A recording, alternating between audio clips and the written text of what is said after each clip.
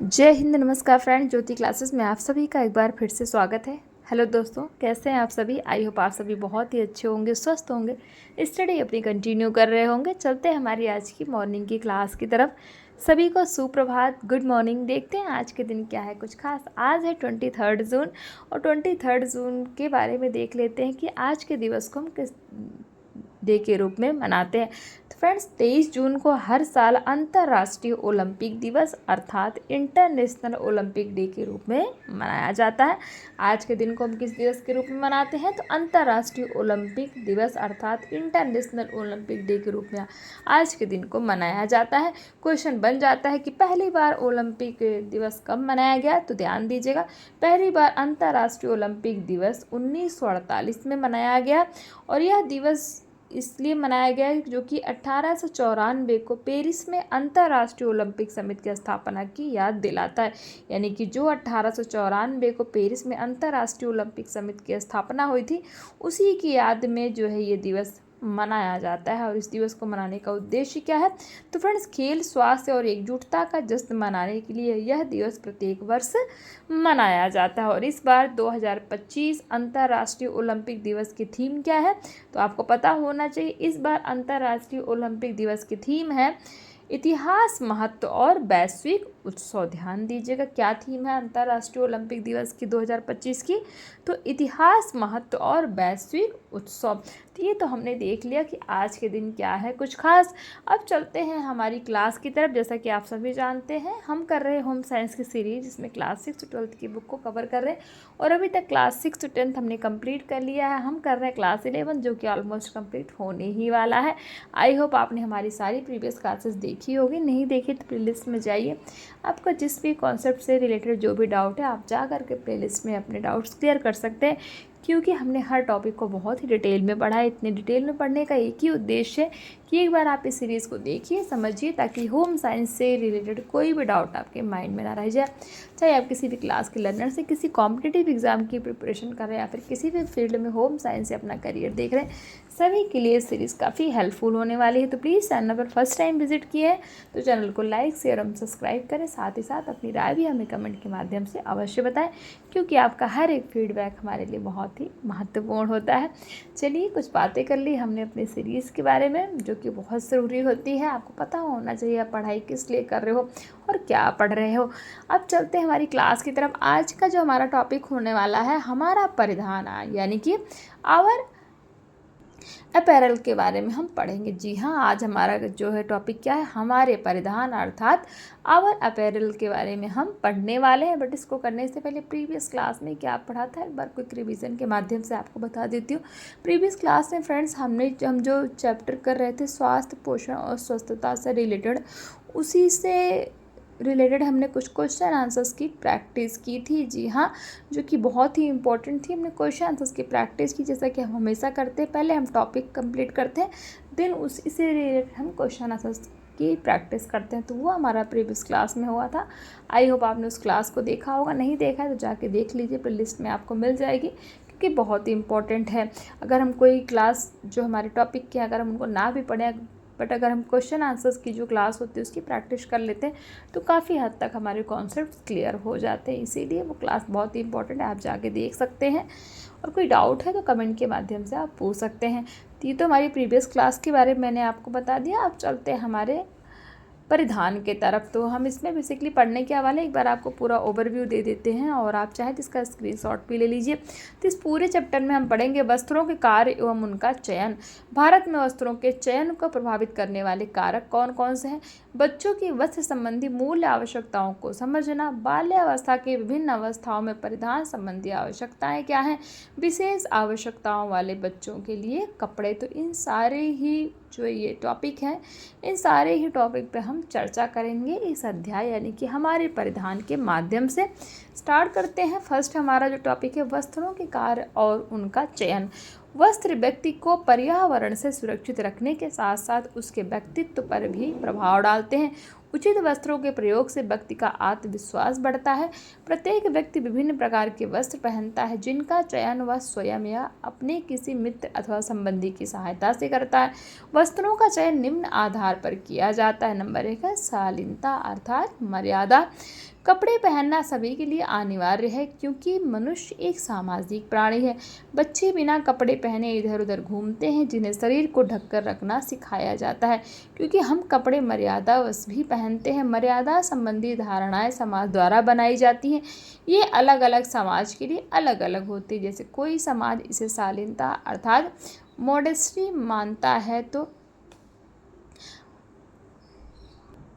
यह संभव नहीं है कि दूसरा समाज भी इसे शालीनता ही माने। उदाहरण स्वरूप कुछ समुदायों में महिलाओं का सिर न ढकना अमर्यादा माना जाता है, यानी कि वो उनकी मर्यादा के खिलाफ माना जाता है, तथा वहीं दूसरे समुदाय में ऐसा कोई प्रावधान नहीं है कि महिलाओं को सर पर पल्लू रखना है या फिर घूंघट करना ही करना है। तो अब चलते हैं, ये देख लिया हमने शालीनता, मर्यादा क्या है, सुरक्षा के बारे में बात करते हैं। हम स्वयं को पर्यावरण से सुरक्षित रखने के लिए कपड़े पहनते हैं। व्यक्ति अपने कपड़ों का चयन विभिन्न मौसमों के अनुसार करता है। जैसे गर्मी के मौसम में हल्के सूती कपड़े पहनते हैं और चिलचिलाती धूप में स्वयं को बचाने के लिए अपने सिर को भी ढक लेते हैं, जबकि सर्दियों में ऊनी कपड़े पहनते हैं। कपड़े हमारे शरीर को हानि से भी बचाते हैं, इसलिए अग्निशमन कर्मी अर्थात फायर फाइटर आग, धुएं और पानी से सुरक्षा के लिए विशेष कपड़े पहनते हैं। फुटबॉल, हॉकी और क्रिकेट जैसी कई खेल गतिविधियों में ऐसे कपड़ों की आवश्यकता होती है जो खिलाड़ियों को चोट से बचाने के लिए विशेष रूप से तैयार किए जाते हैं। Arm guards, leg guards, wrist bands आदि को खिलाड़ी विशेष सुरक्षा के लिए अपनी सामान्य वेशभूषा के साथ पहनते हैं। अब देखते हैं सामाजिक स्तर पर प्रतिष्ठा। कपड़े शालीनता और सुरक्षा के साथ साथ प्रतिष्ठा अर्थात प्रेस्टीज के प्रतीक भी हो सकते हैं। किसी व्यक्ति के पहनावे के स्तर को देखकर उसकी सामाजिक और आर्थिक स्थिति को समझा जा सकता है। भारत में त्योहारों तथा विशेष उत्सवों में लोगों द्वारा विभिन्न प्रकार के कपड़े पहने जाते हैं जो उनकी सामाजिक स्थिति को परिलक्षित अर्थात दर्शाते हैं। वर्तमान में फैशन के दौर में युवा उचित कीमतों पर अधिकाधिक फैशन वाले और आकर्षक कपड़े खरीद रहे हैं। इस प्रकार एक ही प्रकार के कपड़े T shirt, jeans, salwar, kurta सभी आयु और आर्थिक स्तरों के व्यक्तियों के लिए उपलब्ध हो जाते हैं। इससे भी सामाजिक वर्गों में समानता आती है। यह प्रजातांत्रिक समाज में सामाजिक समानता की दिशा में एक कदम है। यह हमने देख लिया सामाजिक और प्रतिष्ठा में किस तरह कपड़े हमारे रोल प्ले करते हैं। अब श्रृंगार की बात करते हैं तो प्रायः सभी समाज की महिला और पुरुष सजते संवरते और श्रृंगार करते हैं। कान छिदवाना, नाखून पॉलिश करना, गोदना, जूड़ा बांधना आदि शरीर को अधिक आकर्षित बनाने के साधन है। प्रत्येक प्रकार के श्रृंगार की कामना समाज द्वारा निर्धारित की जाती है। भारत में वस्त्रों के चयन को प्रभावित करने वाले कारक कौन कौन से हैं? तो वस्त्र का चयन सामान्यतया उस क्षेत्र की भौगोलिक दशा, जलवायु तथा मौसम संबंधी विशेषता पर निर्भर करता है जहां उनका उपयोग किया जाता है। सामान्य तौर पर कपड़ों के चयन को प्रभावित करने वाले कारक निम्नलिखित हैं। कौन से कारक है? पहला तो हो गया हमारा आयु। जीवन के सभी अवस्थाओं पर विचार करने के लिए आयु महत्वपूर्ण कारक माना जाता है। बच्चों के कपड़े उनकी आयु के अनुसार लिए जाते हैं। चूँकि बच्चों के परिधानों का चयन घर के बड़े बुजुर्ग या माता पिता द्वारा किया जाता है, इसीलिए कपड़ों के चयन में शारीरिक वृद्धि, क्रियात्मक विकास, उनके द्वारा किए जाने वाले क्रियाकलाप आदि पर सुविधा और सुरक्षा की दृष्टि से विचार किया जाता है। बच्चे जैसे जैसे बड़े होने लगते हैं एवं दूसरे लोगों के पहनावे को देखते हैं, वैसे वैसे वे इसके प्रति सजग हो जाते हैं। बच्चों के कपड़े को उनके मित्र भी विशेष रूप से प्रभावित करते हैं।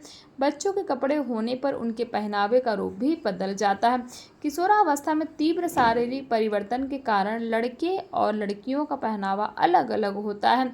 सांस्कृतिक, सामाजिक मानदंड और समकालीन प्रवृत्तियों का किशोरों के कपड़ों के चयन पर अत्यधिक प्रभाव पड़ता है। बच्चे अधिकतर यह मानते हैं कि समूह में उनकी लोकप्रियता रंग रूप से आती है तथा रंग रूप उचित कपड़ों के कारण ही आ सकता है। तो ये तो हमने देख लिया भारत में वस्त्रों के चयन को प्रभावित करने वाला पहला कारक क्या? आयु। दूसरा जो कारक है जलवायु और मौसम। कपड़ों के चयन में जलवायु और मौसम अर्थात क्लाइमेट एंड सीजन का विशेष महत्व होता है। ठंडे मौसम में पहने जाने वाले कपड़े गर्म मौसम में पहने जाने वाले कपड़ों से बिल्कुल भिन्न होते हैं। यहाँ तक कि भारी वर्षा तथा अधिक आर्द्रता वाले क्षेत्रों के कपड़े भी भिन्न प्रकार के होते हैं। कुछ विशेष प्रकार के कपड़े केवल 3-4 माह के लिए ही उपयुक्त होते हैं। जैसे बच्चों में शारीरिक विकास तीव्र गति से होता है और अगले मौसम तक बच्चे बड़े हो जाते हैं, तब उनके कपड़े छोटे हो जाते हैं। अतः इनके कपड़े खरीदते समय विशेष ध्यान रखने की आवश्यकता। जैसे गर्मी चल रही है, गर्मी का कपड़ा आपने छोटे बच्चों को लिया जो कि जिनकी ग्रोथ स्पीड से होने वाले हुए, जैसे 4 से 5 साल का बच्चा है, आपने उसका कपड़ा लिया, गर्मी में लिया, फिर ठंडी आते आते क्या होगा, वो बड़ा हो जाएगा, तो उसके कपड़े छोटे होने लगते हैं। नेक्स्ट है अवसर। कपड़ों के चयन में विशेष अवसर और दिन की महत्वपूर्ण भूमिका होती है। प्रत्येक अवसर के लिए वस्त्र संबंधी कुछ नियम और परंपराएं भी होती हैं। उदाहरण के लिए स्कूल के समय स्कूली यूनिफॉर्म के अतिरिक्त अन्य यूनिफॉर्म पहनकर आना अनुशासनहीनता मानी जाती है। सामाजिक समारोह तथा अन्य पार्टियों के अवसर पर बच्चे द्वारा नया और अच्छा परिधान पहनना पसंद किया जाता है। शादी जैसे पारिवारिक समारोह में बच्चों को पारंपरिक मानदंडों का पालन करना पड़ता है तथा वे वही कपड़े पहनते हैं जो उपयुक्त समझते हैं। अधिकांश समुदायों में जीवन पथ से जुड़े धार्मिक अनुष्ठान व रीति रिवाज होते हैं जिनमें पारंपरिक मानकों का पालन किया जाता है। कपड़ों का चयन न केवल पोशाक की शैली में बल्कि कपड़े के प्रकार, बनावट, रंग और सहवस्त्रों में भी परिलक्षित होता है। मर्यादा एवं सुरक्षा के संदर्भ में कपड़ों की अवधारणा अवसर, गतिविधि एवं दिन के समय के साथ बदलती रहती है। अवसर के अनुसार सही वस्त्रों को पहनना सबसे महत्वपूर्ण होता है। अब देख लेते हैं फैशन। तो फैशन शब्द से अभिप्राय एक ऐसी शैली से जिसका जन समूह पर समकालीन प्रभाव पड़ता है। बच्चों द्वारा टीवी और मोबाइल के निरंतर संपर्क में रहने के कारण वे भी फैशन के प्रति सचेत हो गए हैं।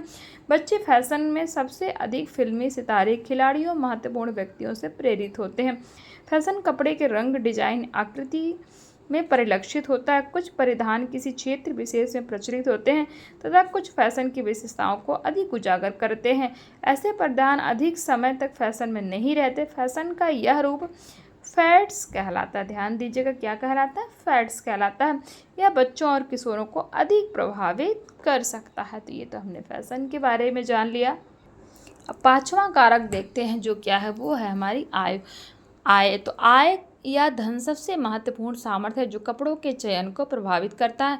कपड़ों की खरीदारी में कीमतों का ध्यान रखना महत्वपूर्ण होता है, जिससे यह ध्यान में रखा जाता है कि किस विशेष प्रयोजन के लिए कपड़ा खरीदा जा रहा है और इसे कितनी देखभाल एवं रखरखाव की आवश्यकता होगी। कपड़ों के चयन में परिवार में बच्चों की संख्या, आयु और लिंग को भी ध्यान में रखा जाता है। उच्च आय वाले लोग अलग अलग अवसरों के लिए अलग अलग वस्त्रों का प्रयोग करते हैं। वहीं मध्यम और निम्न आय वाले परिवार में छोटे बच्चों द्वारा बड़े बच्चों के कपड़े पहन लिए जाते हैं, जिससे कपड़ों के व्यय में कम खर्च होता है। स्कूलों में सामाजिक और आर्थिक अंतर को कम करने के लिए स्कूली यूनिफॉर्म का निर्धारण किया जाता है, जिससे बच्चों में भेदभाव की भावना विकसित ना हो सके। तो ये तो हमने देख लिए फ्रेंड्स, क्या कुछ हमने ये कारक देखे किसके, वस्त्रों के चयन को प्रभावित करने वाले कारक जो हमने देखे। आई होप ये सारे ही कारक आपको समझ में आए होंगे। अब नेक्स्ट हमारा टॉपिक है बच्चों की वस्त्र संबंधी मूल आवश्यकताओं को समझना। तो बच्चों के लिए उन कपड़ों का चयन करना चाहिए जो बच्चे के खेल कूद में बाधक ना बने, अर्थात ऐसे कपड़ों को प्राथमिकता दी जानी चाहिए जो बच्चों के खेल कूद में सुविधाजनक हो, क्योंकि खेल कूद बच्चों के शारीरिक विकास के लिए आवश्यक है। बच्चों की शैशवावस्था से किशोरावस्था तक वस्त्र संबंधी आवश्यकताएं निम्नलिखित हैं। नंबर 1 है आराम और सुविधा। बच्चों के कपड़े का आरामदायक होना बहुत आवश्यक होता है, जो बच्चों के दौड़ने, भागने, पालथी मारने आदि क्रियाओं में बाधा न डाले। बच्चों के कपड़े ना तो चुस्त यानी कि ना बहुत टाइट होने चाहिए और ना ही उनकी रबर इलास्टिक तनी हुई होनी चाहिए, क्योंकि चुस्त कपड़े बच्चों के स्वाभाविक रक्त प्रवाह में बाधा डालते हैं। इसीलिए बोलते हैं ना, बच्चों को थोड़ा ढीला ढाला कपड़ा पहनाना चाहिए। तथा तनी हुई रबर से बच्चों को दर्द होने लगता है। बच्चों के लिए एक्रिलिक और नायलॉन धागे से बने कपड़े अधिक उपयुक्त होते हैं, क्योंकि वे हल्के होते हैं। भारी तथा कठिन कपड़ों को संभालने में बच्चों को परेशानी होती। कपड़े पर्याप्त ढीले और आरामदायक होना जरूरी है। नेक्स्ट है, बच्चों की कोमल त्वचा को ध्यान में रखते हुए ऐसे कपड़ों का चयन किया जाना आवश्यक है जो मुलायम और नमी सोखने वाले हों। लड़कियों के फ्रॉक के लिए महीन मलमल कॉलर और छोटे बच्चों के लिए अधिक माड़ लगी कमीजें आरामदायक नहीं होती हैं। कपड़ों के चयन में फिटिंग का ध्यान रखना आवश्यक है क्योंकि बहुत बड़े कपड़े या बहुत छोटे कपड़े बच्चों के लिए आरामदायक नहीं होते। नेक्स्ट है, बच्चों में शारीरिक विकास चूँकि तेज होता है, इसीलिए कपड़ों के चयन में इस बात का ध्यान रखना आवश्यक है कि बच्चों में वृद्धि होने पर उन कपड़ों को आसानी से पहना जा सके। ये हमने पहला देख लिया कि बच्चों की वजह संबंधी मूल आवश्यकताओं को समझने में पहला हमने देख लिया उनकी आराम और सुविधा का ध्यान रखना। दूसरा है सुरक्षा। तो बच्चों के कपड़े का सुरक्षित होना भी आवश्यक है। ढीले कपड़े आरामदायक न होने के साथ साथ असुरक्षित भी होते हैं। जैसे ढीले कपड़ों को रसोई घर में आग के संपर्क में आने की संभावना अधिक होती है। लटकते हुए दुपट्टे, कमरबंद आदि साइकिल या चूमती वस्तु में फंस सकते हैं। बच्चों की सुरक्षा को ध्यान में रखते हुए उन्हें चमकीले कपड़े पहनाना उपयुक्त होता है क्योंकि वह दूर से दिखाई देते हैं तथा इससे सड़क दुर्घटना से बचा जा सकता है। नेक्स्ट है, ढीले बटन और झालर वाले कपड़े 1 से 1.5 साल के बच्चों के लिए उपयुक्त नहीं होते क्योंकि 1-1.5 साल का बच्चा प्रत्येक वस्तु को अपने मुंह में डालने की कोशिश करता है। अब नेक्स्ट है हमारा स्व सहायता। बच्चे जब स्वयं कपड़े पहनने तथा उतारते हैं तो उनमें आत्मविश्वास और आत्मनिर्भरता की भावना उत्पन्न होती। इसलिए बच्चों के कपड़े इस प्रकार के होने चाहिए कि वे उन्हें अपनी आवश्यकता अनुसार स्वयं पहन और उतार सकें, जिससे उन्हें किसी की भी सहायता की आवश्यकता ना हो। स्व सहायता के लिए परिधान का खुला होना अति अनिवार्य है क्योंकि सामने से खुले कपड़ों को पहनना और उतारना आसान होता है। कपड़ों के बटन पर्याप्त बड़े होने चाहिए जिससे बच्चे आसानी से उन्हें अपने हाथ से पकड़ सकें। छोटे टिच, बटन, हुक, लूप आदि कपड़ों को पहनने और उतारने में बाधा डालते हैं।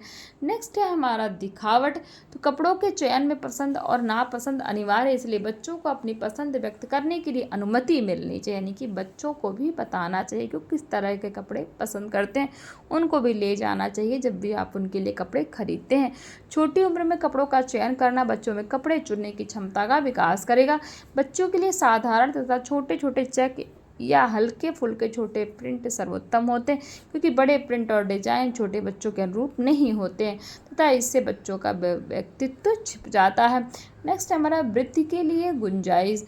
बच्चों का शारीरिक विकास तीव्र गति से होता है, इसलिए कपड़ों का चयन इस प्रकार करना चाहिए जिसमें पर्याप्त वृद्धि के लिए गुंजाइश अर्थात अलाउंस फॉर ग्रोथ हो। कपड़े बहुत बड़े भी नहीं होने चाहिए क्योंकि ये ना तो आरामदायक होते हैं और ना ही सुरक्षित होते। कपड़े ऐसे होने चाहिए जो फिट भी हों और आवश्यकता अनुसार उनकी लंबाई भी बढ़ाई जा सके।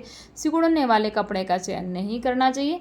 पैंटों के निचले किनारों पर थोड़ा अतिरिक्त कपड़ा लगा होना आवश्यक है जिससे बच्चों की लंबाई बढ़ने के साथ साथ पैंट की लंबाई भी बढ़ाई जा सके। इसके अतिरिक्त कंधे पर प्लेट और चुन्नटे होने से चौड़ाई बढ़ने पर कपड़ों को ढीला करने की गुंजाइश रहती है। तो ये तो हमने देख लिया, वृद्धि के लिए भी गुंजाइश होना चाहिए। तो इस प्रकार से आपको कपड़े बनवाना चाहिए जिससे बच्चों की वृद्धि भी अच्छे से हो सके और उनको कोई प्रॉब्लम ना हो। नेक्स्ट है हमारा सरल देखभाल। बच्चों के कपड़ों की देखभाल सरल होनी चाहिए। बच्चे उन कपड़ों में अधिक आरामदायक महसूस करते हैं जिन कपड़ों के गंदे होने की उन्हें चिंता नहीं होती। बच्चों के कपड़े इस प्रकार के होने चाहिए कि उन्हें देख रेख की अधिक आवश्यकता ना हो तथा इस्त्री करने की आवश्यकता भी अर्थात प्रेस करने की भी आवश्यकता ना हो, अधिक आवश्यकता ना हो। वस्त्रों में दोहरी सिलाई अनिवार्य है। कपड़ों में लगा धागा पक्का और मजबूत होना चाहिए। वस्त्रों पर सादे बटन एवं मुलायम धागे का प्रयोग करना उचित रहता है जिससे धागे आसानी से न खुले तथा बटन ढीले ना हो। घुटने, जेब के कोने एवं कोहनियों जैसे खिंचने वाले भाग को अधिक मजबूत बनाना चाहिए। तो ये तो हमने कुछ पॉइंट्स देख लिए किसके अंतर्गत, तो बच्चों की वस्त्र संबंधी मूल आवश्यकताओं को किस तरीके से हमें समझना, उनसे से रिलेटेड हमने कुछ पॉइंट्स देख लिए। आई होप ये आपके क्लियर हुए होंगे। कुछ क्वेश्चन देख लीजिए, आप इसका स्क्रीनशॉट भी ले सकते हैं। फिर भी मैं बोल दे रही हूँ। क्वेश्चन 1 कहता है मनुष्य कैसा प्राणी है, हमने पढ़ा था। क्वेश्चन 2 मनुष्य के कपड़े किसके अनुसार लिए जाते हैं। क्वेश्चन 3 कहता है बच्चे फैशन में सबसे अधिक किनसे प्रभावित होते हैं, यानी कि बच्चों को फैशन के बारे में कहाँ से पता लगता है, क्या माध्यम है वो बता सकते हैं आप।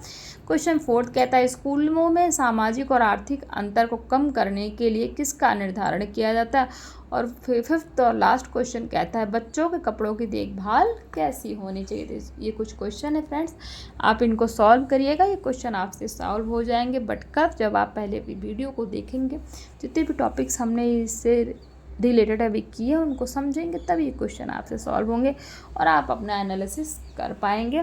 तो इसी के साथ आज की क्लास यहीं तक। कोई डाउट है तो आप कमेंट के माध्यम से पूछ सकते हैं।